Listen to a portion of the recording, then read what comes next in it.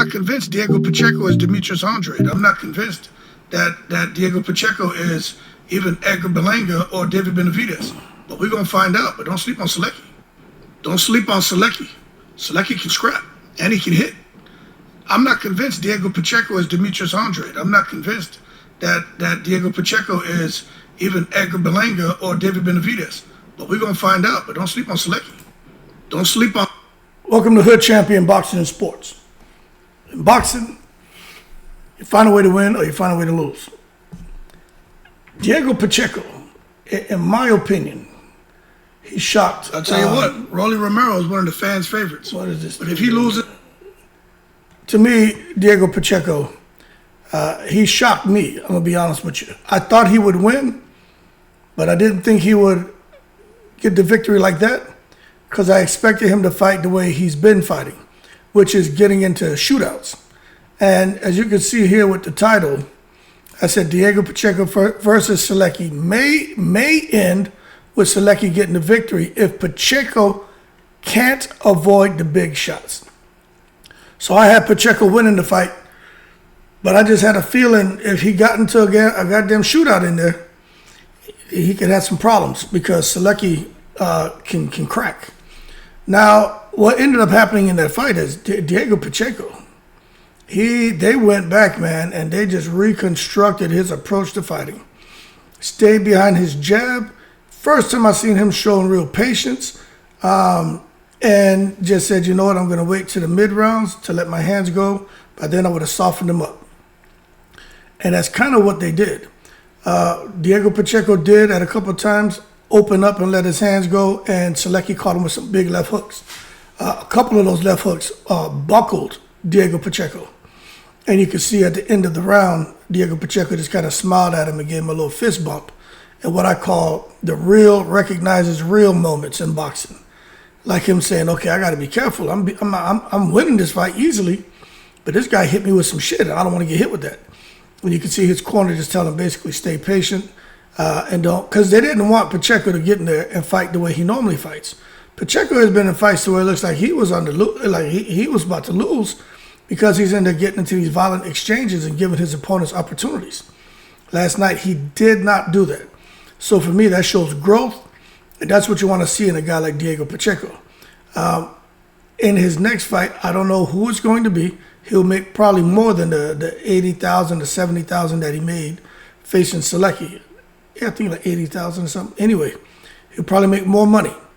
Probably be a bigger name. But the Mexicans already tabbing Diego Pacheco to succeed Canelo, not David Benavidez. Now, I'm gonna be honest with you. You get some people saying, well, David Benavidez, his mother's from Ecuador, his dad's Mexican, he's born in America, he's not really Mexican. To me, I don't know why all that shit matters, okay? But Diego Pacheco is obviously both his parents are Mexican, he's born in America. So he ain't Mexican, all right? He's American. So what are we doing here? If you want to sit there and pick somebody to succeed Canelo, okay? Let's just set aside who born in America and who's not. Both of them cats qualify as Mexican fighters, all right? Simple. Now, Diego Pacheco, let's not just jump on the bandwagon and take him and just push him to the top of the 168-pound division, put him above David Benavidez. I don't think anybody should be so quick to do that when it comes to Diego Pacheco. Does he have some power? Yeah. He's 6'4", he's got long arms, and he can box, he's got IQ.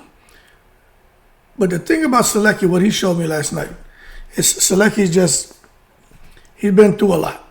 Has a very impressive record and everything, but he's been through a lot. And I just think Selecki is kind of like a Derevinchenko at this point, you know what I'm saying? A guy who just been through some tough battles, didn't quite reached the pinnacle of the sport, but fought at a very high level, and is at this point had just been through too many wars to get through a young and hungry opponent. That being said, David Benavidez, Diego Pacheco. Look, that fight may never happen, because Pacheco's trained by David Benavidez' father, Jose Benavidez Sr. How would that fight go? Man, that'll be an interesting fight. But I don't think it'll ever happen. But the boxing fans are out here saying, hey, it seems like they're choosing to get behind Diego Pacheco. Now, Diego Pacheco, Eddie Hearn has worked his, English sorcery and happened to get Diego Pacheco, man, into a number one position. Who's it with, the WBO? Let me pull it up real quick. IBF. Computer running slow, man. Okay, let's see. Where's Diego Pacheco? I'm going to tell y'all right now. Because Eddie Hearn, man, that guy, he can say what you want. Eddie Hearn is something else, man.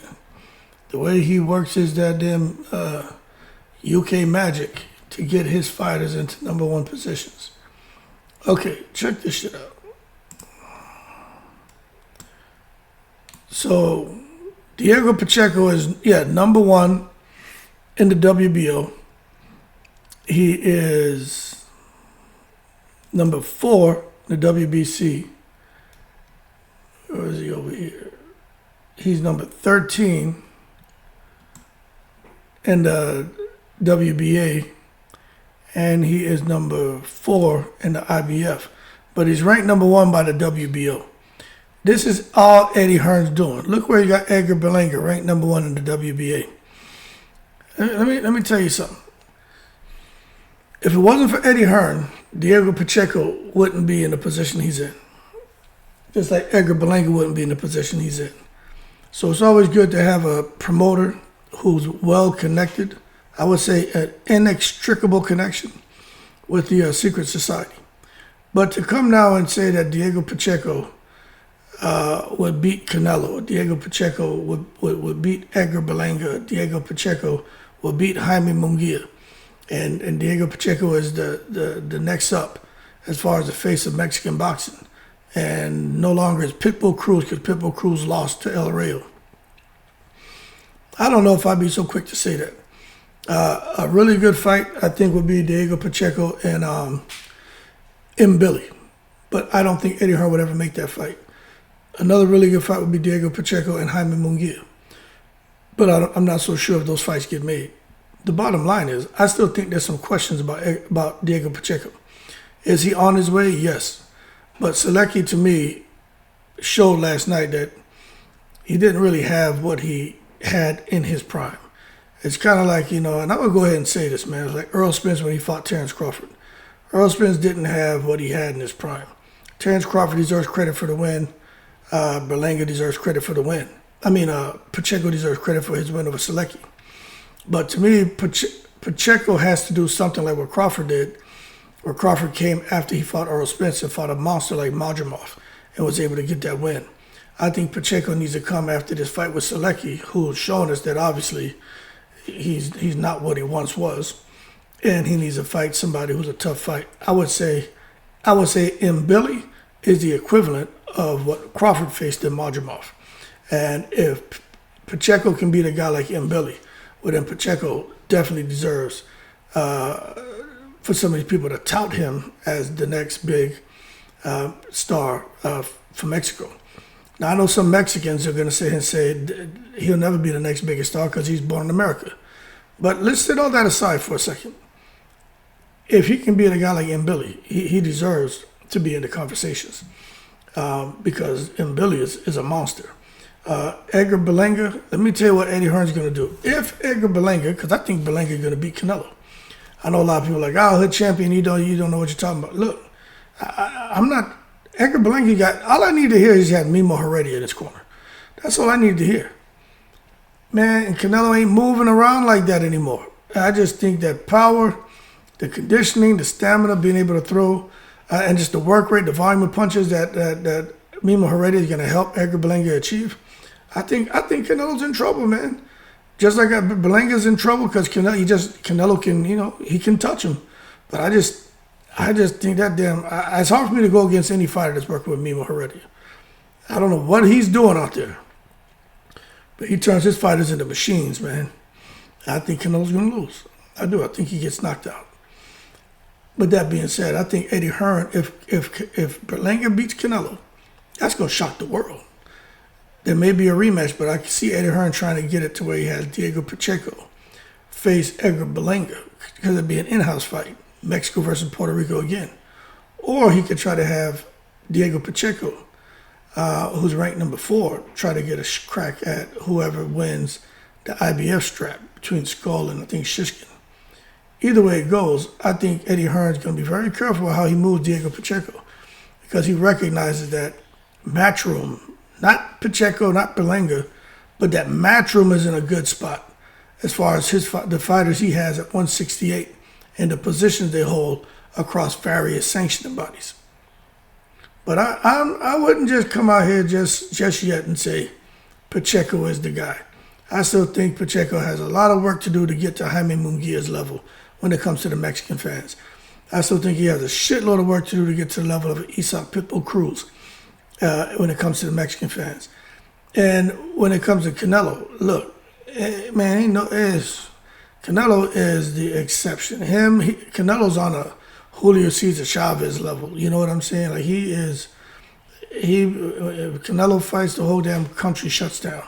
So let's not get carried away about saying Pacheco is next up. He's still got some work to do. But he did get past a test last night, but it wasn't the stiffest of tests, but he made it that way because of the growth he's showing in the ring. I like Diego Pacheco. I always liked him. I always thought he was a solid fighter, but I just felt he got into too many gunfights, too many shootouts, and he gets hit and gets hurt. And he got caught a couple times last night.